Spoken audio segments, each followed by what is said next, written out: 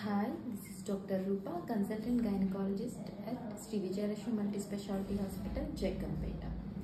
ఓపీకి ఒక లేడీ వచ్చారు.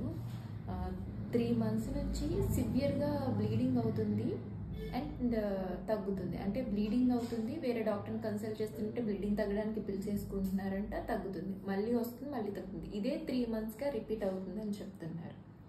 నేను బ్యాక్ హిస్టరీ అన్ని అడిగితే 3 months బ్యాక్ వాళ్ళు అబార్షన్ పిల్స్ యూజ్ చేశారు.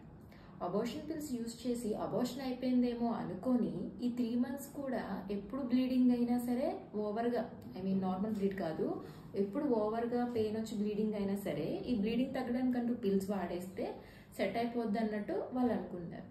బట్ స్కాన్ చేసి చూస్తే యూట్రస్ లోపల అంతా రిటైన్ ప్రొడక్ట్స్ ఆఫ్ కన్సెప్షన్ ఉందన్నమాట. అంటే అబార్షన్ అన్నది కంప్లీట్ అవ్వలేదు, లోపల ముక్కలుగా ఉండిపోయింది. సో దాన్ని అంతా క్లీన్ చేయాల్సి వచ్చింది.